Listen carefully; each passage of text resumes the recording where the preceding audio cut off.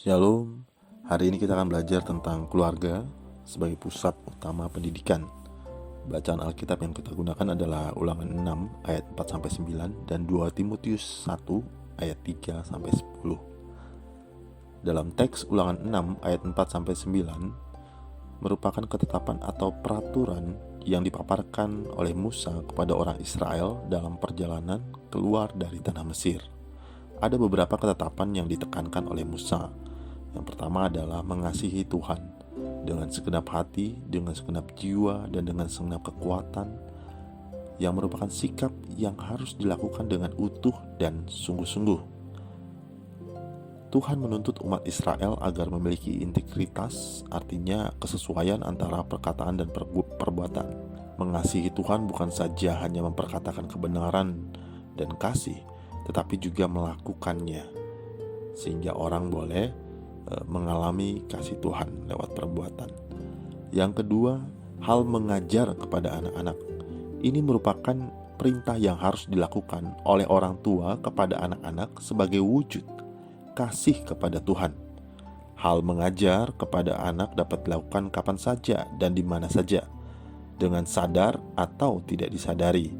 Inilah yang menjadi dasar bahwa keluarga sebagai pusat dari pendidikan untuk mengenalkan Allah kepada keluarga mereka. Dalam Timotius, ini merupakan surat dari Rasul Paulus kepada Timotius yang merupakan teman sepelayanan Paulus yang berasal dari Listra. Dan dalam usianya yang masih muda, Paulus menyebut Timotius sebagai anakku dalam surat-suratnya. Timotius lahir dari perkawinan campuran. Ibunya Eunike adalah wanita Yahudi yang mengajarkan kepada Timotius segala kitab suci. Sedangkan ayahnya seorang Yunani. Lois, ibu Eunike, nenek Timotius, merupakan orang yang beriman sehingga ia mengajarkan imannya kepada keturunannya. Timotius penuh dengan kasih sayang, tetapi ia sangat penakut sehingga memerlukan banyak nasihat. Dari sini kita melihat bahwa Lois, ibunya Eunike atau nenek dari Timotius, melakukan apa yang diperintahkan di dalam Ulangan 6 ayat 4-9. Pendidikan tentang Allah dimulai dari keluarga. Dari pendidikan, manusia dapat menggali dan mengoptimalkan segala potensi yang ada pada dirinya. Melalui pendidikan pula, manusia dapat mengembangkan ide-ide yang ada dalam pikirannya dan menerapkannya dalam kehidupannya sehari-hari. Dan tentunya ini akan meningkatkan kualitas hidup manusia itu sendiri. Jadi sebagai pelajar Kristen jangan menganggap bahwa pendidikan itu sebagai sesuatu yang formalitas saja, tapi itu penting dalam kehidupan kita. Pengertian pendidikan. Kata pendidikan berasal dari kata Latin educare yang berarti merawat, melengkapi dengan gizi yang sehat, dan juga berarti membimbing. Berdasarkan arti kata-kata ini, pendidikan dapat berarti suatu upaya yang dilakukan dengan sadar untuk memperlengkapi seseorang atau sekelompok orang dengan cara membimbingnya keluar dari satu keadaan ke keadaan hidup lain yang lebih baik. Sedangkan dalam Kamus Bahasa Indonesia, pendidikan berarti proses pengubahan sikap dan tata laku seseorang atau kelompok orang dalam usaha mendewasakan manusia melalui upaya pengajaran dan pelatihan. Ada proses, cara yang mengarah pada pembentukan suatu pribadi secara utuh atau holistik, mencakup aspek rohani atau spiritual, psikis atau mental, fisik serta sosial yang dapat diperoleh dari pengalaman hidup sehari-hari. Pendidikan berbeda dengan sekolah yang lebih bersifat formal atau dikelola oleh institusi atau lembaga yang mencakup kegiatan latihan keterampilan dan penalaran yang dapat diuji, dilakukan secara bertahap. Terdapat penekanan terhadap ruang kelas, peraturan bahan pengajaran, jurusan, dan sebagainya. Pendidikan Kristiani dalam keluarga. Manusia lahir dan diterima dalam keluarga masing-masing, sehingga keluarga menjadi konteks utama kehidupan dan hubungan sehari-hari selama masa pertumbuhannya. Hal inilah yang menjadi alasan untuk menyimpulkan bahwa keluarga adalah tempat pertama dan utama bagi pembentukan kehidupan manusia dalam berbagai aspek. Peran keluarga atau orang tua tidak hanya sebatas melahirkan, memenuhi kebutuhan sandang pangan dan papan, tetapi juga memberikan pendidikan yang baik bagi anak-anaknya. Hal ini merupakan peranan yang sangat penting yang tidak dapat diwakilkan kepada pihak lain, sebab orang tua adalah pendidik utama dan pertama bagi anak-anaknya yang terjalin dalam keistimewaan hubungan cinta kasih yang terjalin. Inilah yang ditekankan dalam Ulangan 6 yang tadi kita baca di atas.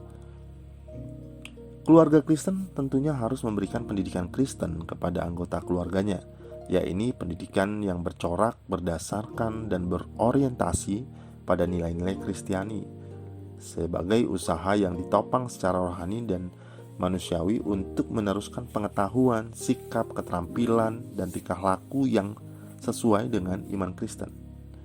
Dan iman Kristen yang dimaksud dan yang menonjol adalah kasih, keadilan, kesetaraan, pengampunan, penebusan, penyelamatan oleh Allah, pertobatan, mengasihi Tuhan dengan segenap hati, serta mengasihi sesama seperti mengasihi diri sendiri.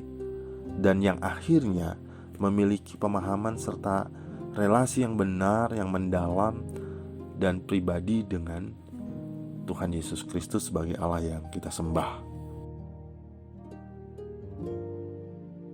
Seorang bayi yang lahir ke dunia merupakan satu makhluk kecil yang penuh dengan kebutuhan fisik dan masih sangat bergantung pada orang tuanya.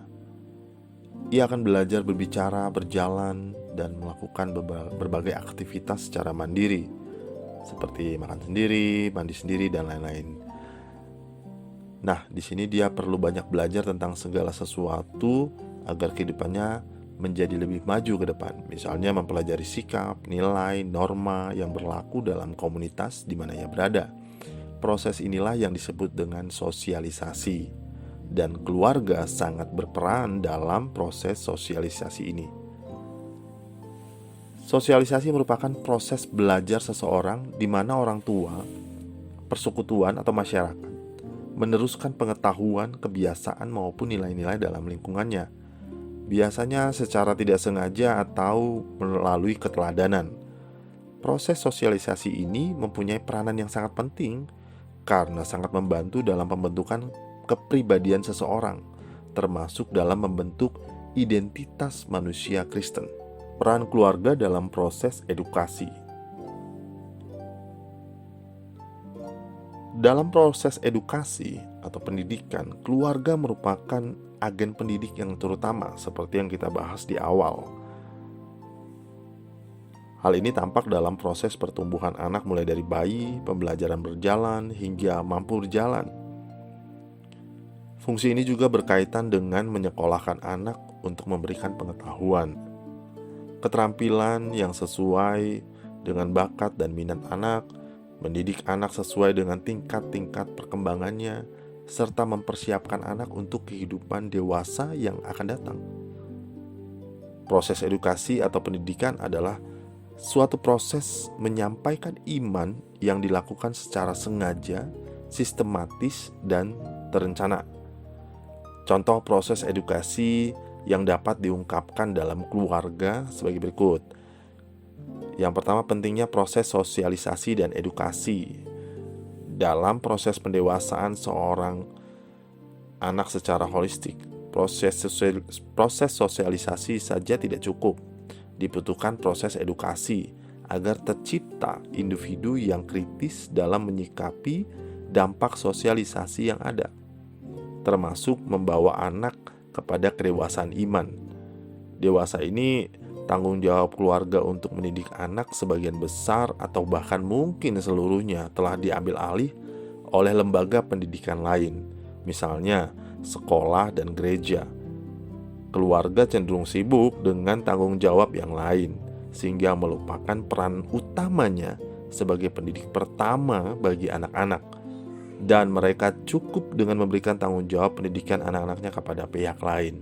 Nah, ini yang harus diperbaiki, karena keluarga adalah yang pertama harus menjadi penggerak pendidikan, sedangkan sekolah dan gereja itu yang membantu keluarga dalam proses pendidikan kepada anak.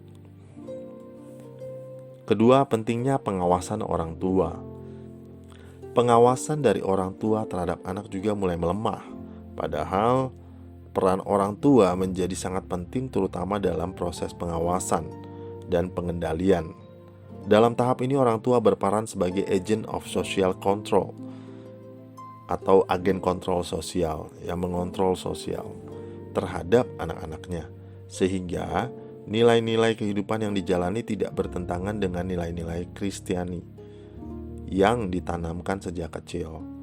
Menjadi orang tua yang baik bukan berarti menyetujui atau membenarkan atau mengiyakan semua yang dikehendaki oleh anak. Orang tua harus bisa memilih mana yang diperbolehkan dan mana yang tidak diperbolehkan untuk dilakukan oleh anak-anak. Ini pentingnya orang tua sebagai pengawas. Jadi perlu tegas di sini untuk kehidupan anak di depan menjadi lebih baik. Kemudian yang ketiga, pentingnya menyangkal ajaran yang tidak Kristiani. Dalam proses perkembangan manusia secara holistik, peran keluarga dalam proses edukasi berperan sebagai koreksi atau kritik terhadap berbagai perubahan yang terjadi berkaitan dengan perkembangan zaman atau perkembangan manusia. Dalam hal proses sosialisasi, terdapat ajaran yang diperoleh anak dari lingkungannya yang kadang bertentangan dengan nilai-nilai Kristen. Disinilah peran keluarga dalam proses edukasi harus tampak untuk menentukan mana yang baik dan yang tidak baik untuk dihayati dalam kehidupan sesuai dengan iman kepada Tuhan Yesus. Yang keempat, pentingnya dukungan orang tua. Proses perkembangan dan pertumbuhan seorang anak dalam keluarga dapat terlaksana dengan baik apabila kedua orang tua saling mendukung dan mengusahakan kerukunan serta persatuan dalam keluarga sesuai dengan panggilannya sebagai teman sekerja Allah yang bertanggung jawab dalam setiap aspek kehidupan. Karena melalui kesaksian hidup Kristiani yang diilhami oleh nilai-nilai Kristen akan mengantarkan anak secara efektif untuk semakin mengenal dan mencintai Kristus. Disinilah pentingnya keluarga menjadi teladan.